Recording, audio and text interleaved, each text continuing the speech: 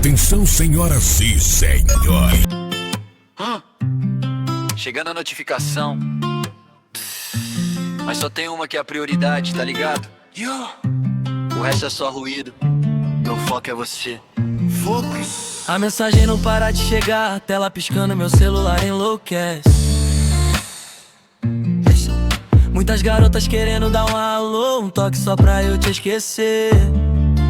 Não, dizem ela não presta, ela some, mas não sabem o que a gente vive.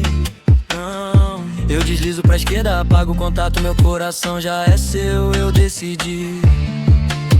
Deletei, cada oi é uma armadilha, cada like é uma tentação vazia. Mas sua foto na tela me domina, sua voz na memória me guia. Elas querem atenção, querem meu tempo, querem minha história. Mas eu já tô escrito na sua pele, já tô gravado na sua glória. Só sei, eu vou te amar. Não importa o que chega, vou te amar.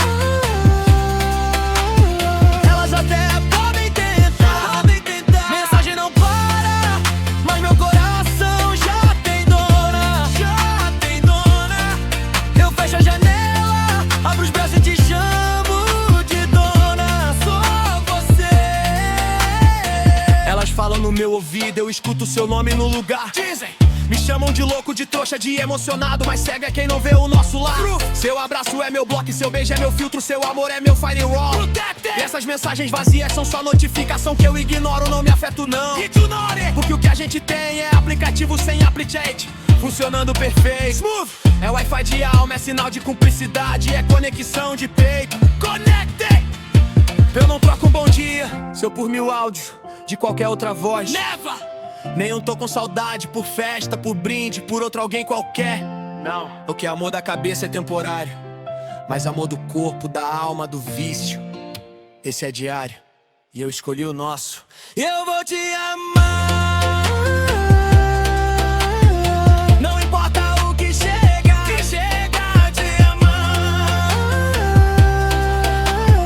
Elas até podem tentar, forçagem não para, mas meu coração já tem dona. Eu fecho a janela, abro os braços e te chamo de dona. Só você. Mensagem não para.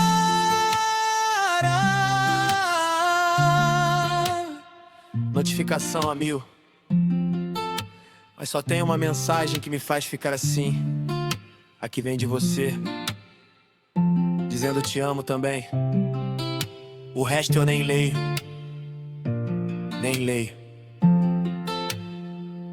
Som de notificação.